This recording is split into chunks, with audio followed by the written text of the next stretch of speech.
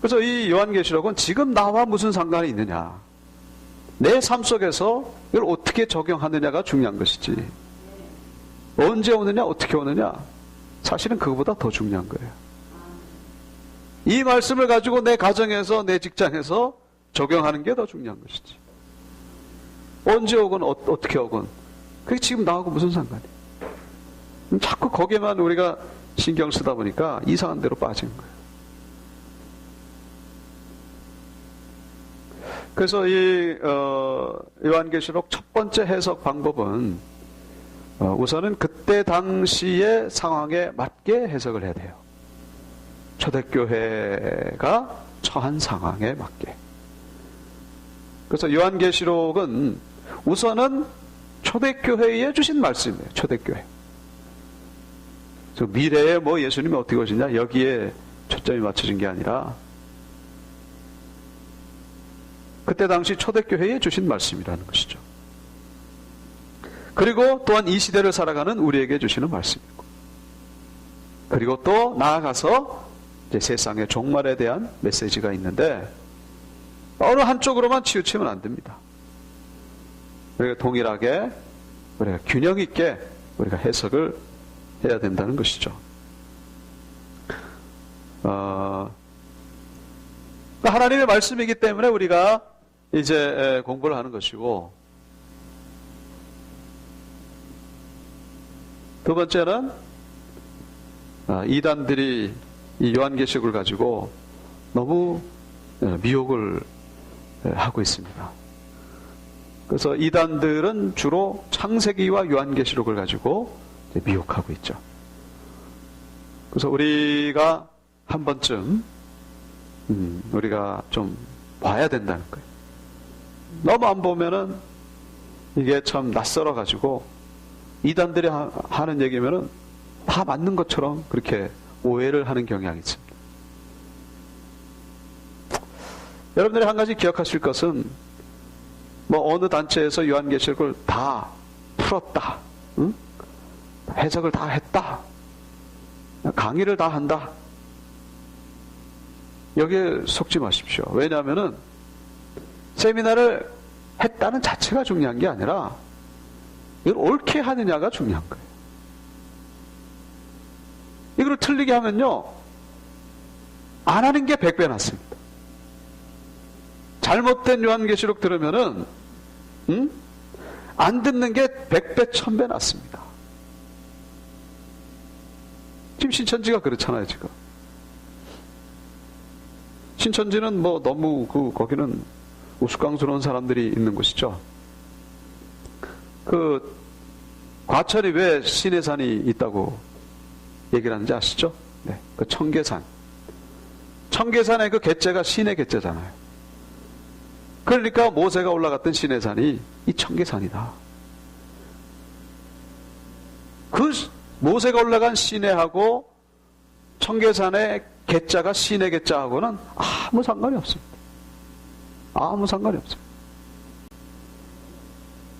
그러니까 그 잘못된 요한계시록을 들고서 이걸 풀었다 그러면서 막 난리를 치는 거예요. 그러니까 그런 거는 안 듣는 게 100배 1000배 낫다는 거예요. 그래서 우리는 이 바로 보는 것이 중요합니다. 바로 보는 것. 그래서 요한계시록만 가지고 들고 아주 그냥 파는 사람들은 위험해요. 왜냐? 이 치우칩니다. 창세기부터 요한계시록까지 이게 전체를 봐야 되고, 그리고 이 세상을 봐야 돼요. 우리의 삶을 봐야 됩니다. 인격을 봐야 되는 것이고, 우리의 가정과 우리의 생활을 봐야 되는 것이고, 모든 것에 우리 균형 있게 해석해야지 잘못 해석하면 안 된다는 것이죠. 그래서 이단들이 판을 치기 때문에 우리가 이 요한계시록을 볼 필요가 있습니다.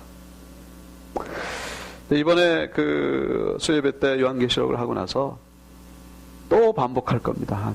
한 3번 정도 계속해서. 아마 주일에도 한번 할 계획이에요. 그래서 수요일날 한번 하고 나서 주일날 또 주일 설교로도 또 한번 하고 계속해서. 왜냐하면 이 요한계시록을 우리가 묵상하면요, 여기 그 3절에도 그런 말씀이 나옵니다만은, 이 말씀을 읽고 듣는 자는 뭐가 있다? 복이 있다 그랬거든. 복이 있다 그랬어. 그러니까 이런 표현이 다른 성경에는 별로 없습니다. 요한계시록은 이걸 보면은 복이 있다. 왜 그러냐 하니, 요한계시록을 우리가 봐서 구원 얻는 게 아니고 이미 구원은 다 이제 끝났어요. 요한계시록 안 봐도 구원과는 아무 상관이 없어요.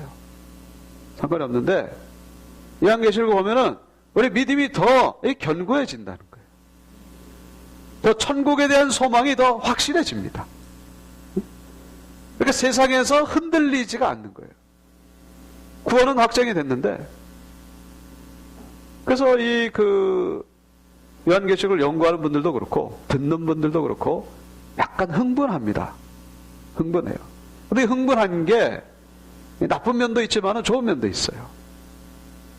더 어떤 그 열정을 가지고 신앙생활을 할 수 있는 그런 동기가 되고, 더 간절해지고 더 깨어있게 되고. 그래서 우리는 이 요한계시록을 좀 자주 볼 필요가 있습니다. 사실 좀 어려워요. 어렵기 때문에 좀 연구도 해야 되고 좀 들어야 되고. 사실 저도 이 지금 요한계시록을 예배 시간에, 설교 시간에 뭐 짧게는 얘기를 했습니다만, 이렇게 본격적으로 강해를 시작하기가 한 3년 정도 걸린 것 같아요. 근데 이거는 뭐 하루 종일 연구를 할 시간이 없었기 때문에 이제 오래 걸렸지만은, 아무튼 그 시간이 좀 필요합니다. 자, 요한계시록을 우리가 왜 봐야 되는지. 첫째는 하나님의 말씀이기 때문에. 그리고 이단들이 지금 미혹하기 때문에. 그리고 우리가 더욱더 깨어 있어야 하기 때문에. 그래서 우리가 이 요한계시록을 보는 것이죠.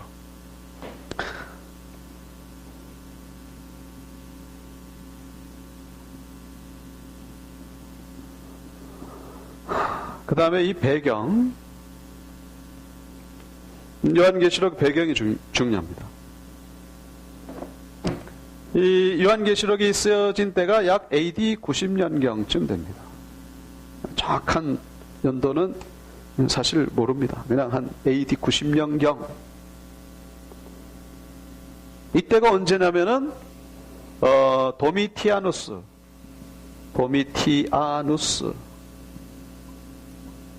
황제가 통치하던 시대입니다. 근데 이 도미티아누스 황제는 뭐 어떤 특별한 사람이냐? 로마 황제 가운데에 네로 황제가 있습니다. 뭐 그전에도 뭐 또 있죠, 황제들이. 그런데 이 네로가 중요한 게 뭐냐면은, 네로가 기독교를 최초로 핍박하기 시작한 사람이에요. 네로가. 두 번째가 누구냐면은 이 도미티아누스가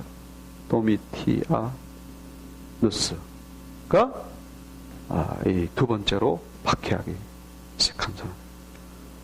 첫 번째로 네로가 기독교를, 그전에는, 네로 이전에는 뭐 그냥 어떤 한 민족의 그냥 종교인가 보다 이제 이렇게 봤지, 이걸 아주 그냥 무섭게 박해하기 시작한 건 바로 이 네로 때부터입니다. 그래서 우리 그때 배경으로 나온 영화가 코바디스 도미네 같은 영화가 있죠. 네. 보셨죠? 네. 그 십자가에서도 죽고 사자밥에서도 죽고. 그래서 그때부터 이제 지하 속으로 들어갑니다. 초대교인. 그래서 카타콤이 만들어지죠. 카타콤이 뭐 수백 킬로에 달한다고 해요. 400킬로, 500킬로. 이탈리아의 이 카타콤을 제가 한번 갔다 와봤는데, 가이드 없이 들어가면요 길을 잃는다고 해요. 개미집처럼 그렇게 아주 박해를 피했던 그런 시대가 있습니다. 네로로부터 시작한 이 박해가 도미티아누스를 거치고, 그래가지고 몇 명까지 가냐면 10명까지 갑니다. 10명까지 가고, 그 다음에 11번째 왕이 이제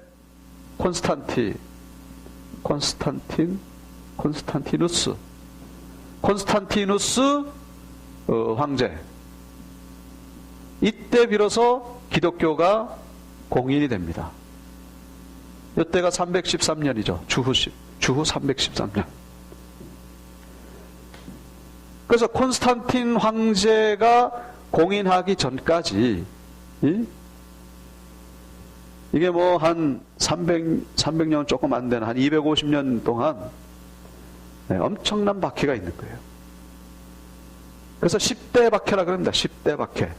10명의 황제가 했던 박해. 그래서 네로, 도미티아누스, 그 다음에 트라야누스, 하드리안, 마르쿠스 아우렐리우스.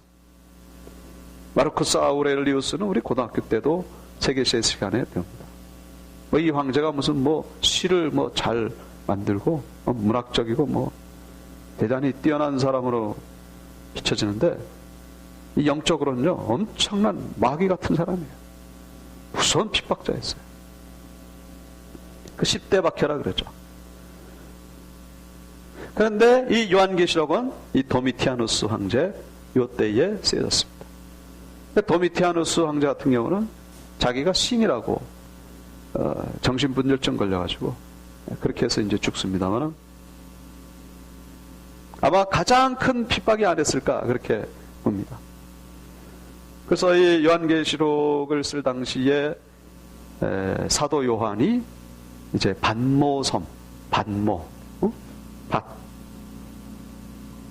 반모섬에 유배를 간 상황이죠.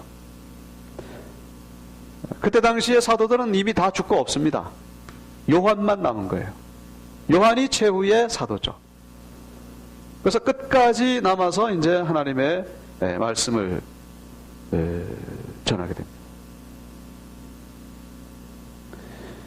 그러니까 이 핍박이 아주 무서울 때에 이제 하나님께서 성령의 감동으로 이 말씀을 주신 거예요. 그러니까 그 메시지의 주제가 뭐겠습니까? 무서운 핍박 속에서 주어진 메시지. 그럼 뻔하죠. 소망입니다. 소망. 위로와 소망이에요. 그래서 주제는 위로와 소망이죠. 그러니까 이 초대교인들이 그 무서운 핍박 속에서 변절할 수가 있잖아요. 믿음을 버리고 나 예수 믿는 거 포기하겠다고. 믿음을 저버릴 가능성이 너무나 큽니다. 왜냐하면 너무 무서우니까. 사자밥이 되고 총에 딱 맞고 죽으면 얼마나 간편하겠습니까? 그러면은 좀 할만하죠. 순교도. 근데 무섭잖아요.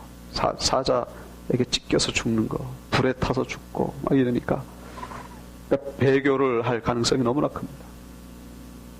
그래서 이제 이 하나님께서 이 성령의 감동으로 요한에게 이 요한계시록을 주신 것이죠. 위로와 소망이에요.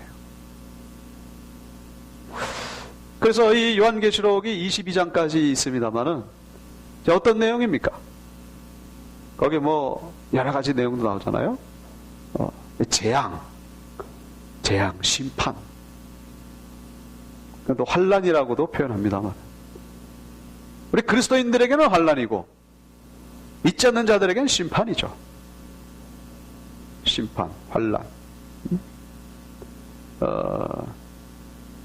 그래서 결국 심판과 환란, 이 참 그 엄청난 난리를 통해서 세상 나라가 멸망하는 거예요. 세상 나라. 그러니까 지금 저 로마가 도미티아누스가 아무리 박해를 해도 저거 멸망한다. 없어진다. 그리고 나서 후반부에 가면서 어떤 내용입니까? 예수님께서 등장하시죠. 그때는 그 승리자의 모습으로 등장하고, 그리고 새하늘과 새 땅, 그 전에 천년왕국이 있습니다만 새하늘과 새 땅, 그러니까 너희들이 들어갈 곳은 바로 저기다. 이 땅에서 아무리 힘들어도 바로 천국이 예비되었으니까 소망을 가지라는 그런 주제가 담겨져 있는 것이죠. 위로와 소망. 그래서 그때 당시에 초대교인들이 주로 나누었던 인사말이 있어요. 인사말. 어떤 인사말이 있을까요? 우리가 너무나 잘 아는? 네? 마라나타, 그렇죠. 마라나타. 주 예수여 오시옵소서. 응? 마라나타. 주 예수여 오시옵소서. 그러니까 거기에 우리가 참 궁극적인 소망을 두고, 근데 그거를 생각하면서 이겨내는 거예요. 또 하나가 있다면 샬롬이겠죠. 샬롬. 비록 육신적으로는 고난이 있지만은 우리 심령 안에 있는 영적인 평안함은 결코 빼앗을 수가 없을 것이다. 그러면서 서로가 위로하는 거예요. 샬롬, 마라나타.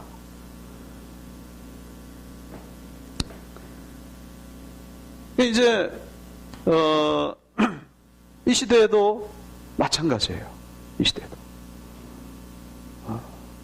도미티아누스 황제와 같은 그런 핍박은 없지만은 그러나 영적인 핍박이 있는 것이죠. 핍박이라고 하는 게 한마디로 예수 못 믿게 하는 거예요. 예수 못 믿게 하는 거. 지금은 배부른 게 핍박이에요. 배부른 게. 편안한 게 핍박입니다. 그게 더 무서운 핍박이에요, 사실은. 교회 역사를 보면요, 고난당할 때는요, 교회가 더 부흥했어요. 근데 먹고 살기 좋아지고 편해지면요, 기독교가 타락해가지고 여지없이 무너졌습니다. 카톨릭이 이제 그래서 종교개혁이 나온 거고 그런 것이죠. 지금이 진짜 위기 때입니다. 그래서 우리는 이 요한계시록을 가지고 붙잡고 마라나타, 새하늘과 새 땅을 우리가 거기에 우리가 초점을 맞춰둬야 됩니다. 그러니까 이 환상을 보고서 예수를 믿으면 믿음 생활을 더 잘할 수가 있는 것이죠. 보고서 믿으면. 그 우리 육신의 눈에 보인다는 것이 아니라 믿음의 눈으로 보고서. 달리기를 할 때도, 수영을 할 때도 목표가 있고 하는 것과 없고 하는 것은요, 천지 차이입니다. 어떤 여자 수영 선수가 어디서부터 어디까지 헤엄쳐서 건너가는데 방송국에서 막 중계를 하고, 근데 이제 하다가 중간에 포기를 했어요, 이 여자가. 근데 왜 포기를 했냐 그랬더니 안개가 껴가지고 안 보이더라는 거예요. 알고 봤더니 거의 99% 다 왔는데 99.9% 0.1%만 가면 되는데 원래 능력으로는 갈 수 있는데 이게 안 보이니까 어디까지 가야 되는지 몰라가지고 그냥 거기서 힘이 빠져가지고 포기했다는 거예요. 안개 때문에. 만약에 안개가 없었으면 성공했을 거예요. 이게 보이니까. 우리가 천국을 보고서 신앙생활하는 것과 이게 안 보인 상태에서 하는 것은요, 천지 차이입니다. 우리 요한계시록을 통해서 천국을 발견해야 됩니다. 그래서 초대교인들도 마찬가지예요. 마라나타. 그래서 하나님께서 이 정말로 핍박을 이기게 하시려고 이 요한계시록을 주신 것이죠.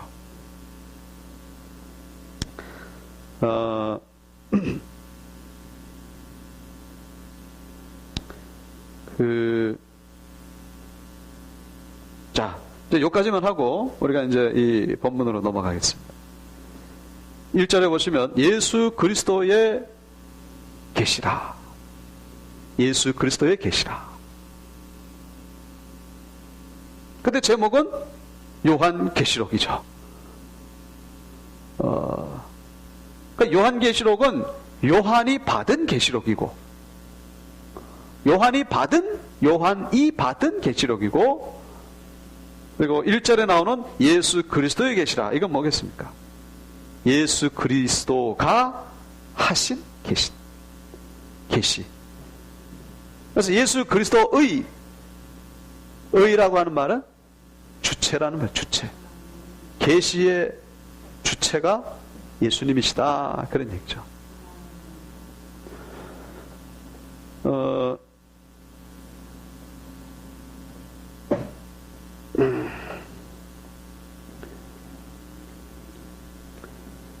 revelation.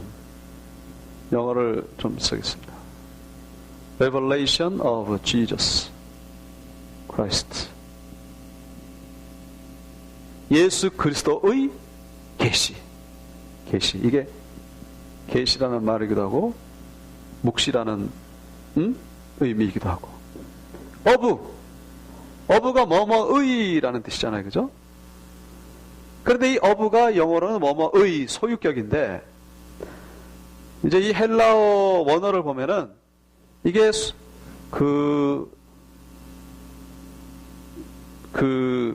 이제 그 두 가지 의미가 있어요. 두 가지. 주격의 의미가 있고 목적격의 의미가 있어요. 무슨 말이냐면은 예수 그리스도가 하신 계시. 그러면 이제 주격이 되는 거죠. 예수 그리스도가 하신 계시. 목적격이 되면 뭐냐면은 예수 그리스도에 대한 계시. 예수 그리스도에 대한 계시. 이거는 이제 약간 about. 예수 그리스도 about. 뭐뭐에 대해서라는 뜻이잖아요. 그죠?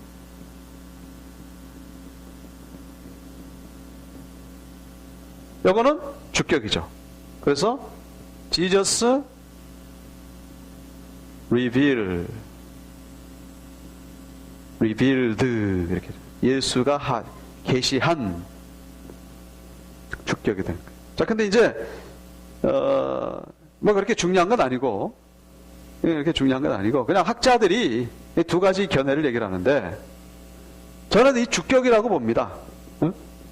주격이라고, 저처럼 주격이라고 보는 사람도 있고 목적격이라고 보는 사람도 있는데, 목적격이라고 보면은 내용이 너무 많아요. 요한계시록. 예수에 대한 것만 계시한 게 아니거든요. 뭐 환난도 나오고, 그 다음에 새하늘 새 땅도 나오고, 예수에 대한 계시는 이미 사복음서에 다 나왔습니다. 그래서 예수께서 주신 계시죠. 계시. 계시라는 말이 뭡니까? 계시.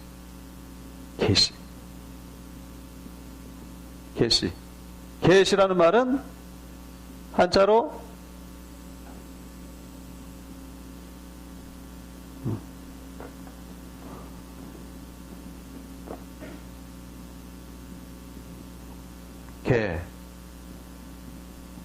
시. 이게 10개자예요. 10개자. 그 다음에 이건 볼시자죠. 열어서 보인다. 그런 얘기. 계시. 10개자가 이제 이런 개자도 있잖아요. 그죠? 이런 개가 아니고, 보여준다. 이런 개. 계시. 영어로는 revelation. 그런데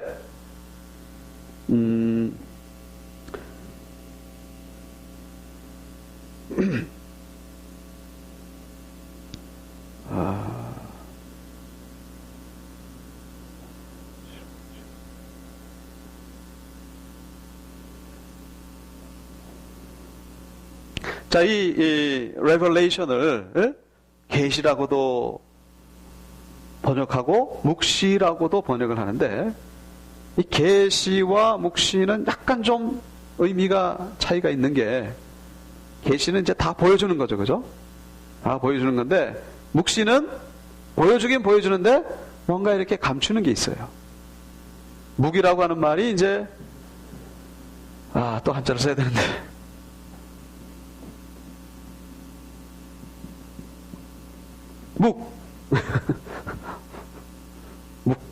묵이라는 게 이제 그 감추는 그런 의미가 있잖아요. 그 다음에 시. 감추면서 보여준다는 거죠. 근데 왜 묵시라는 그렇게 해석을 하는 데도 있어요. 묵시라고. 요한 묵시록. 그 일본어 성경 같은 경우는 요한 묵시록이라고 그렇게 번역이 돼 있다 그래요. 근데 왜 그런 거 하니, 이 묵시라고 하는 말은 이제 우리 예진이하고 저하고 어떤 대화를 주고받아야 되는데 삼자가 알면 안 돼요. 응? 삼자가 알면 안 되기 때문에 이 둘만의 어떤 그런 비밀스러운 그런 단어를 이렇게 가끔씩 주고받는 것이죠. 100% 비밀만 아니라 뭐 그냥 일반적인 얘기도 아니지만은 둘만이 아는 그런. 그래서 이 요한계시록에는 그런 내용이 담겨 있는 거예요. 성도들과 이 요한만 아는, 그러니까 기독교 공동체 내에서만 알 수 있는 그런 단어들을 가지고, 왜 그런가 하니 지금 이 그 요한계시록은 요한이 이제 성령의 감동으로 써서 이걸 어디다 보내죠? 교회, 몇 교회에다가? 7교회에다가 보내는 거예요. 7교회에 보낸 편지예요. 보낼 편지가 아니라 이미 보내졌어요. 보내졌어요. 그런데 지금 유배돼 왔다 그랬잖아요. 그래서 이 편지를 써서 이제 보내려면은 반드시 검열을 거쳐야 됩니다. 응? 로마 이 그 군인들에게 검열을 거쳐야 되는데, 이 내용을 쭉 보면은 아까 전에 무슨 내용이 있다 그랬죠? 이 세상 나라는 망한다. 응?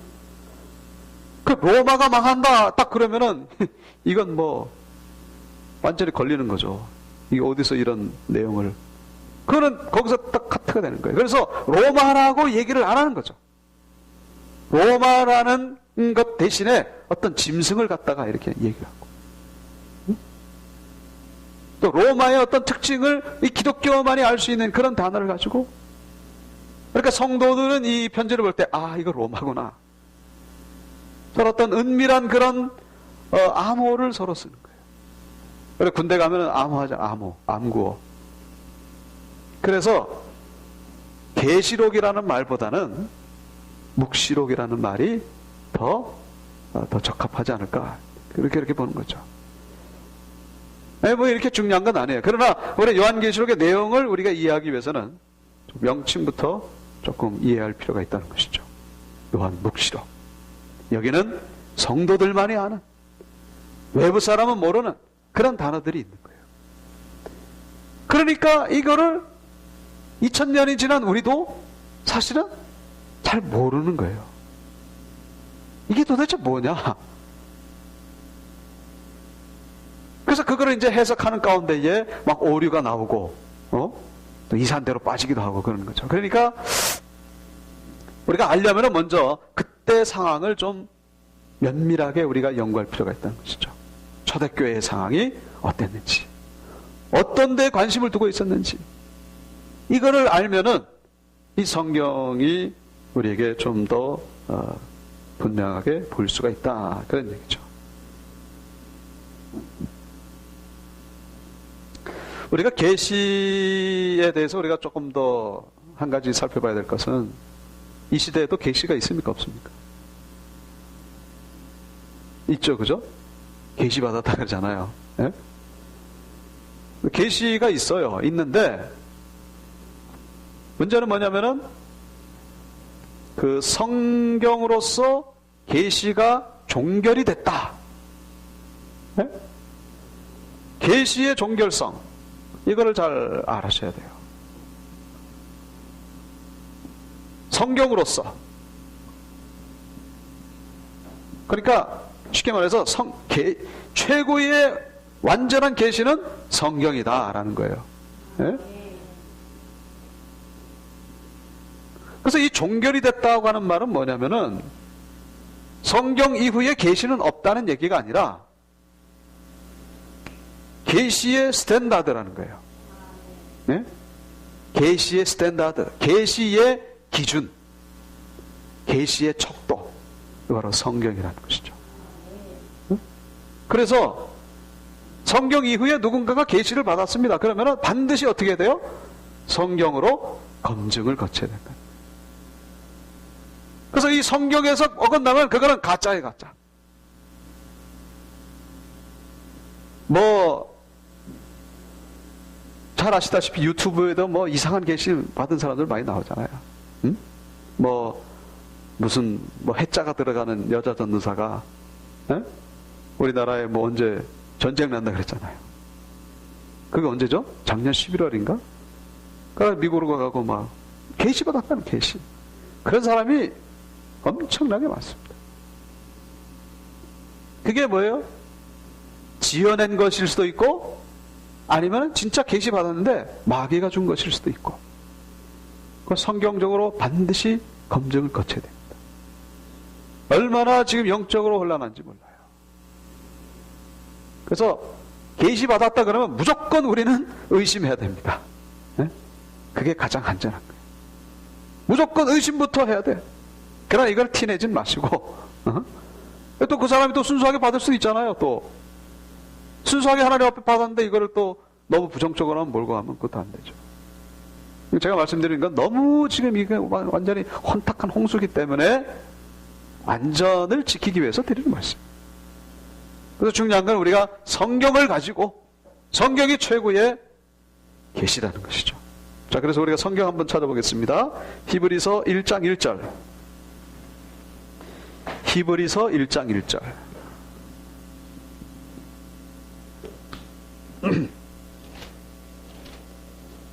시간이 되면은 딱 끝나겠습니다. 걱정하지 마시고. 네. 못하면 이제 다음으로 계속 하는 거예요. 한 5분 정도 남았는데. 히브리서 1장 1절. 네.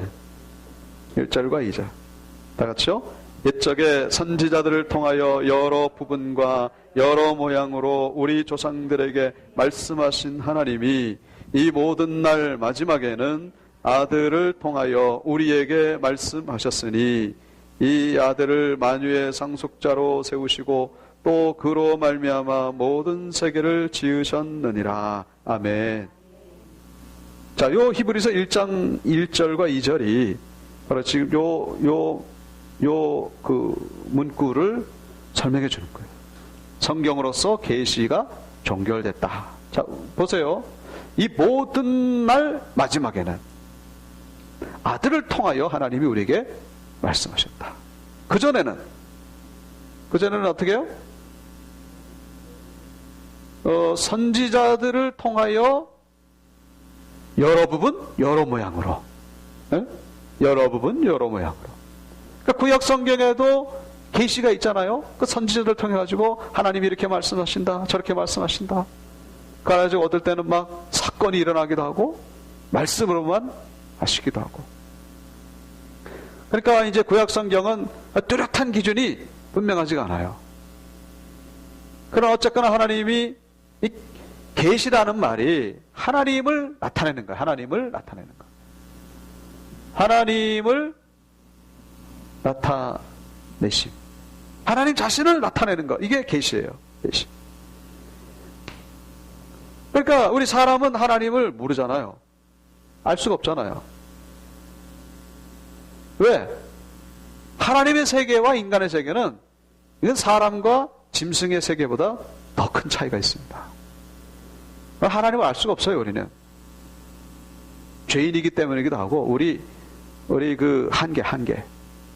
하나님이 알려주신 것만 아는 거예요. 알려주신 것만. 이제 부분적으로 아는 거죠, 우리가.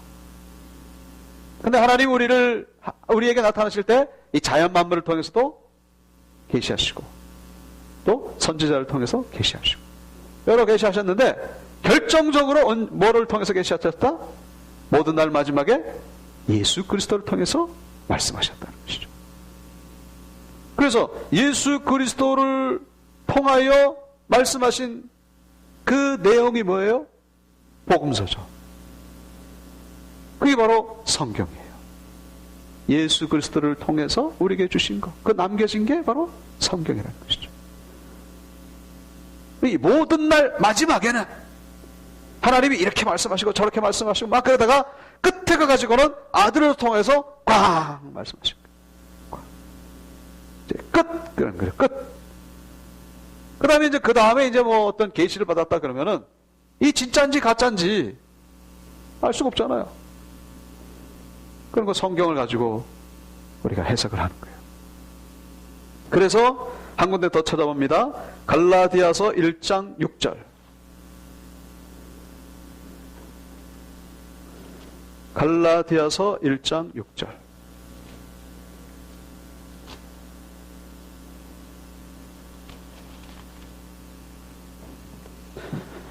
갈라디아서 1장 6절로 9절.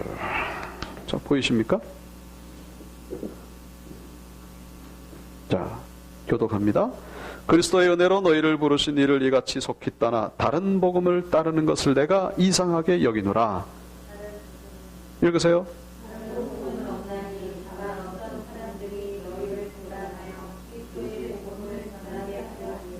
그러나 우리나 혹은 하늘로부터 온 천사라도 우리가 너희에게 전한 복음 외에 다른 복음을 전하면 저주를 받을지어다.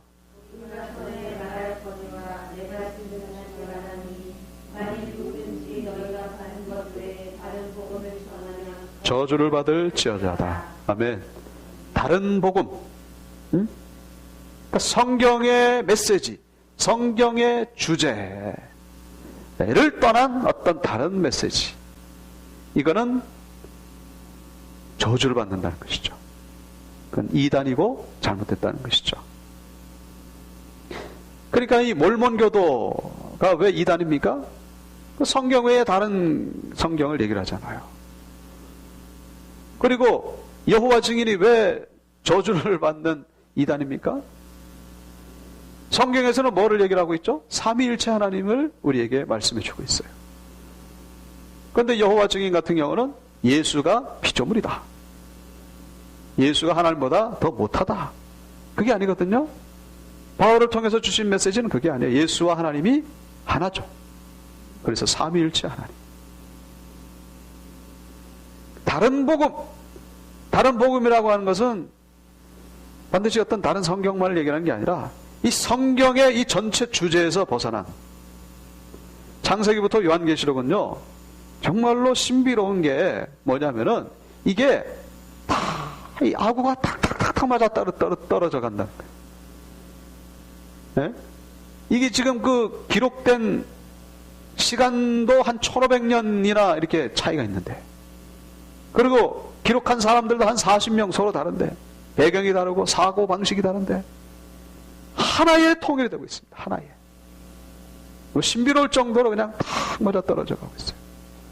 그래서 그런 어떤 하나, 이게 여러분들에게 구체적이진 않지만 이게 딱 머릿속에 들어와 있어야 돼요. 성경 전체 주제, 이게구나. 하나님의 사랑이구나. 하나님의 사랑, 하나님의 나라, 이게 들어와 있어야 돼. 그래야 흔들리지가 않아요. 이게 희미하면은 어디서 얘기를 하면 거기 그냥 거기 따라가고, 얘기하면 뭘 따라가고, 응? 다른 복음 따라가면 안 돼요. 그래서 제가 미리 말씀드리지만은 어디서 요한계시록 간다 뭐 가실 분도 없겠지만은 가지 마세요. 가지 마세요. 거기서 성경을 100번 봤다 그래도 100번 본 게 중요한 게 아니에요. 저도 지금 이것 때문에 많이 보거든요. 뭐 제가 뭐 혼자 어떻게 이 성경만 가지고 제가 합니까? 다른 책을 보고 동영상도 보고 보죠. 근데 보면은요 아니다 싶은 게 많아요. 제가 뭐 이렇게 그분들의 도움을 받죠. 그렇게 해서 이제 성경은 역사로 흘러가는 것인데 100% 저에게서만 나온 게 아니에요. 지금 이 얘기는 다 저도 이제 뭐, 근데 보면은 아니다 싶은 것들이 많아요. 그런데 아니다 싶은 이분이 100%다 아닌 게 아니고 어떤 거는 참 그럴듯한 얘기를 해요. 어디 가가지고 이상한 얘기를 하는 거예요. 이상한 얘기를. 근데 그걸 가지고 막 열내면서 막 입에 거품을 뿜으면서 그럼 앉아있는 사람들이요 전부 다 화면하고 막 그러고,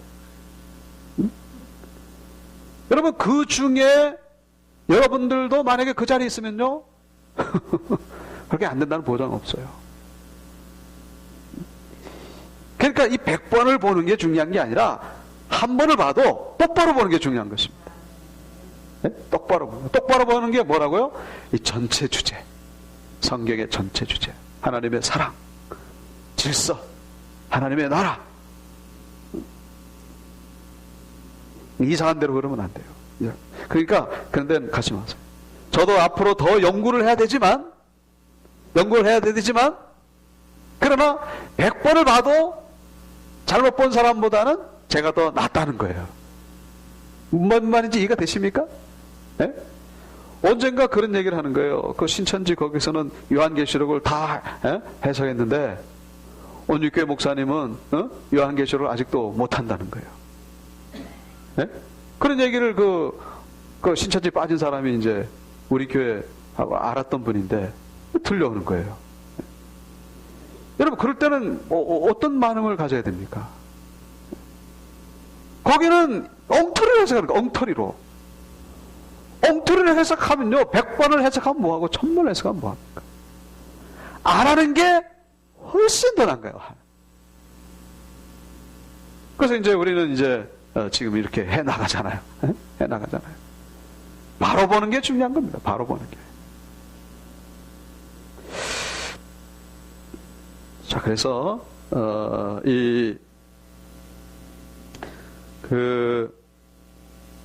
예수님께서 요한에게 정말로 이 계시한 그 내용이 좀 제대로 우리에게 이 전달될 수 있기를 바라는 마음이죠. 그러기를 축원합니다. 정말로 예수님이 우리에게 정말로 주고 싶은 메시지가 있을 거 아니에요. 그렇죠? 요한계시록을 통해서도 요한을 통해서도 그걸 우리가 붙잡아야 된다. 잘못 보면 안 됩니다. 자, 그래서 요 1절만 하고 마치겠습니다. 반드시 속히 일어날 일을 그 종들에게 보이시려고. 요한계시록 1장 1절. 반드시 속히 일어날 일. 요한계시록의 일들이 지금 일어났습니까? 안 일어났습니까? 일어난 것도 있고 아직 안 일어난 것도 있고. 그런데 여기는 뭐라고 돼 있어요? 속히 일어난다 그랬잖아요.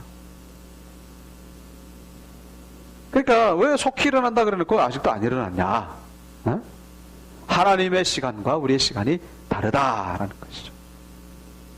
아멘? 하나님이 볼 때는요 1000년이 하루 같아요. 2000년이 이틀 같고, 우리는 어떨 때는 하루가 1000년 같이 느껴질 때가 있잖아요. 제가 언제 그런 비유를 드렸죠? 애가 학교 들어가가지고 1학년 때 받아쓰기 시험을 받아왔는데 30점 받아온 거예요. 이렇게 엄마 마음은 어디를 내다보는 거죠? 이래가지고 대학 들어가겠나? 이 엄마의 마음은 지금 대학이 보이는 거예요, 지금. 아들은 30점이고 뭐고 간에 지금 밥이나 먹고 좀 게임하려고 지금. 엄마가 야, 너 대학 들어가겠나? 그러면 대학이 뭔데? 이 아들이 보는 시간과 엄마의 보는 시간은 차원이 다른 겁니다. 예수 그리스도께서 이 땅에 오셔서 심판하시는 날, 그 날이 하나님에게는 너무나 중요한 거예요. 속히 온다는 것이죠. 좀 정신 차리라는 것입니다. 그래서 우리는 1000년을 하루같이 이 하나님의 이 마음을 가지는 것이 중요합니다.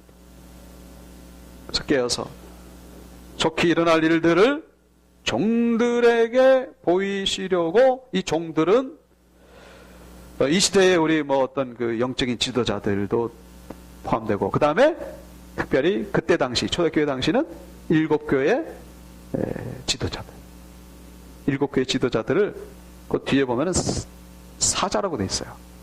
에베소 교회 사자에게 편지하기를 이르기를. 사자. 이 사자가 원어로는 앙겔로스, 엔젤이죠. 엔젤. 천사. 천사가 사람이냐? 그렇게 보는 분도 있어요. 그 부분에 대해서는 제가 다음 시간에 말씀을 드리고, 그의 종들에게 보이시려고 그의 천사를 그 종 요한에게 보내어 알게 하신 것이라.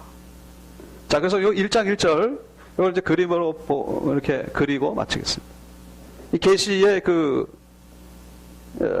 전달된 순서가 어디서부터 시작되죠? 계시가 하나님으로부터 시작됩니다. 하나님에게서 온 계시가 누구를 거쳐요? 예수 그리스도. 예수 그리스도를 거쳐서 요한 전에 성경에 보면은 그 종 요한에게 누구가 보내졌어요? 천사. 네? 천사. 그 다음에 요한. 그 다음에 이것이 어디까지 가는 거예요? 종들. 네? 종들. 종들. 이렇게 됩니다. 계시의 순서가 이렇게 돼요. 1장 1절에 나오는 하나님에게서 계시가 출발해서 예수님을 거쳐서, 그래서 예수 그리스도의 계시라 그렇게 되는 거예요. 예수 그리스도가 천사를 통해서 요한에게 말씀하십니다. 그리고 이 요한이 7교회에다가 보내는 것이죠. 그래서 물론 이제 이게 예수님과 하나님 같으니까 다이렉트로 임하는 그런 은혜가 임하기를 축원합니다. 다이렉트로. 요거는 이제 우리가 알고 나서 그 다음에 이런 과정을 거쳤구나. 그러면 우리는 이제 요한을 바라볼 것이 아니라, 천사를 바라볼 것이 아니라 직접 하나님을 바라보자는 것이죠. 하나님 바라보고 요한계시록을 우리가 묵상하자는 것입니다. 그래서 이 하나님의 우리에게 주시고자 하는 메시지가 정말로 우리에게 잘 증거될 수 있기를 주님의 이름으로 축원합니다. 우리 찬송 180장